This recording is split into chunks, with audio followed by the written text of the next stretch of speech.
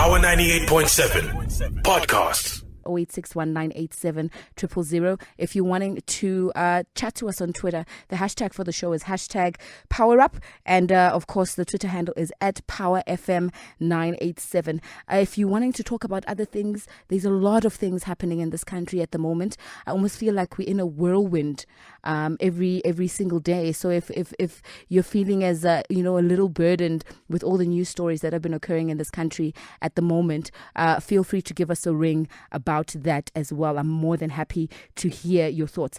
On to now our interview with Koketso Marishane, the Black Management Forum Young Professional and NDP 2010 Ambassador. Koketso, good morning. Thank you so much for joining us. Thank you for the invitation. Good morning to the listeners.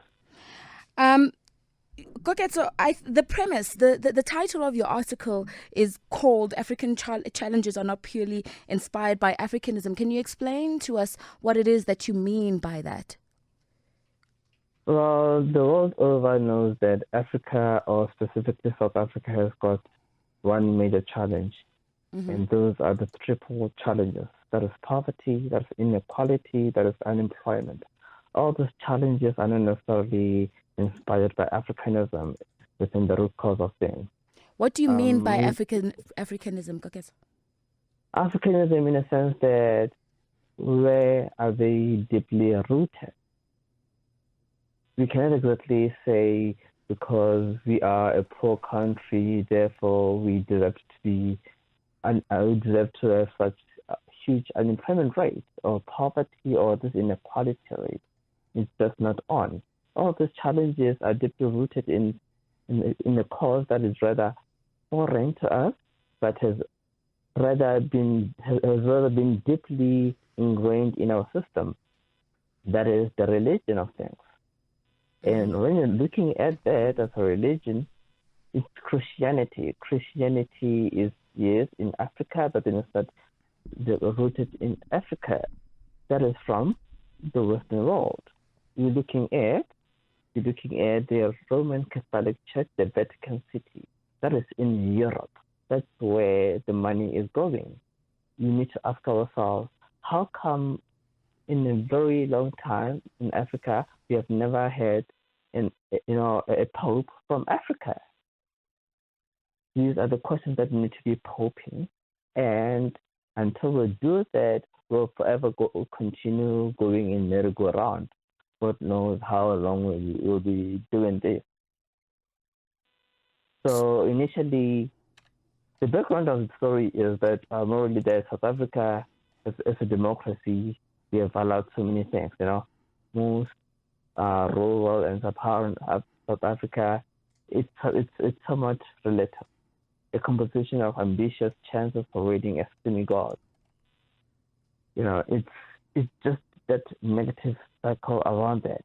So to truly understand the dilemma that we are finding ourselves in, we need to return to the time prior to the democratic dispensation when the apartheid government had accepted that the UN would never allow the Union to return to the separate states that the British Empire conquered to form the Union of South Africa and began a single republic based on constitutional democracy.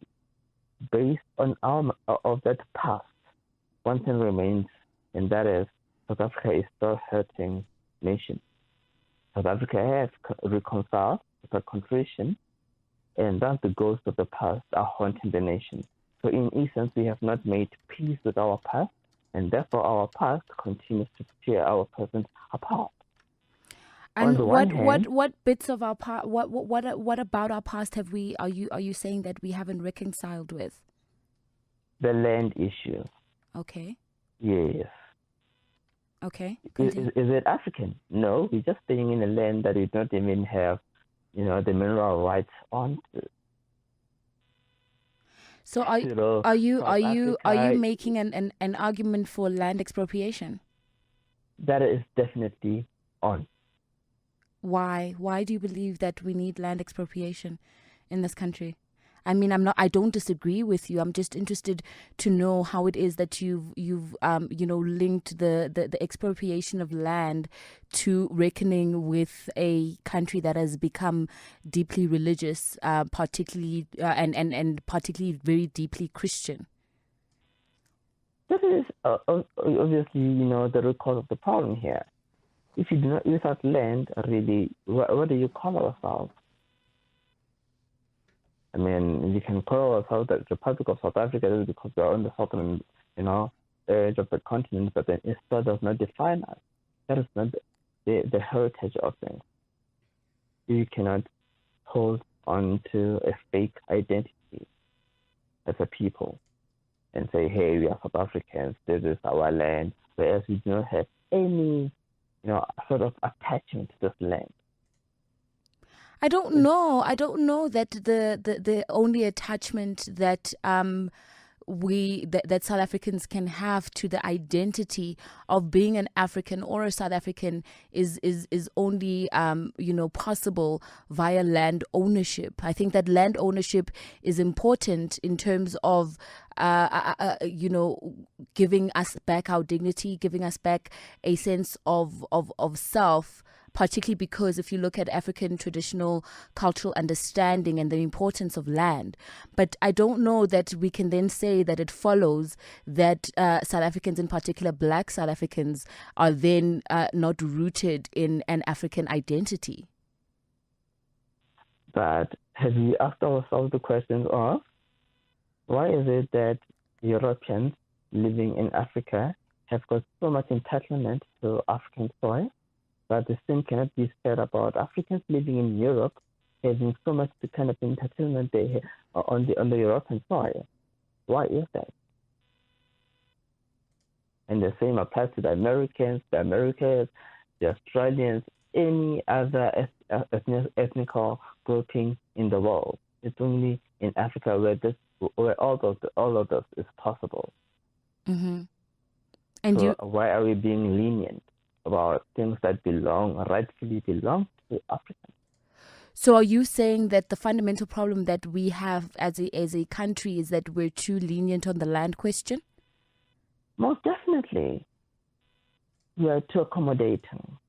And what would you rather we do, Koketso? It's quite simple. I mean, we need to be just clear about the issue. Take frank decisions without compromise.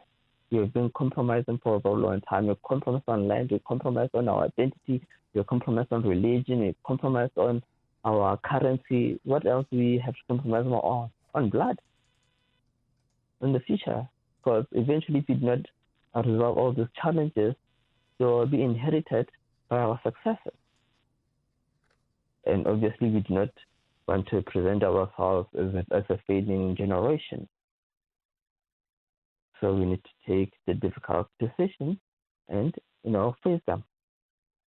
Whatever consequences is coming, let it be.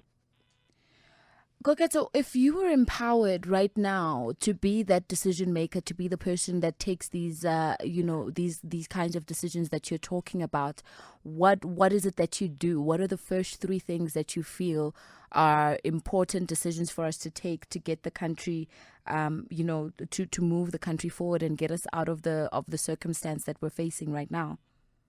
Like I said, we need to be honest with ourselves. Are we happy with our country being called South Africa as an identity? Yes, but Koketso, that my question is, I understand that, but that's a very theoretical understanding. You're saying that we need to take decisive action. I'm asking you specifically, if you were empowered to take that decision and take that decisive action, what is it that you would do? What is the first, second, third thing that you would do that would start, the move towards a sense of ownership of the South African identity, as you argue? I think we need to first start with our policies in the country. Mm-hmm. Yes, both our national and international policies, we need to amend those. It's rather ridiculous for some of us to rather go outside the country a lot, and you're seeing all those international developments that are happening in the country and outside affecting ourselves. And we've not seen the same happening with us going out. So you need to have a balance, a clear balance for that matter.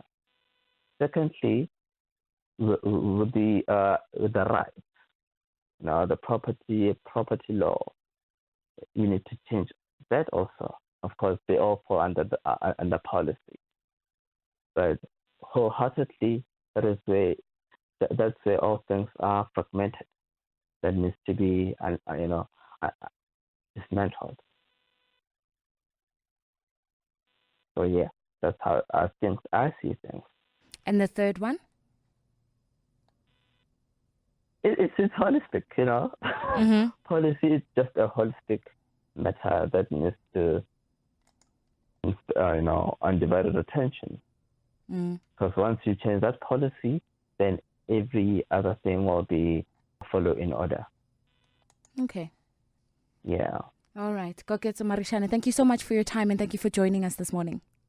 Thank you so much. Thank you. That was Koketso Marishana, who is the Black Management Forum Young Professional and the NDP 2010 ambassador, just talking to us about where he believes, the fundamental issues that this country is facing are coming from and what should be done by the current generation in order to move us forward. Power 98.7 Podcasts.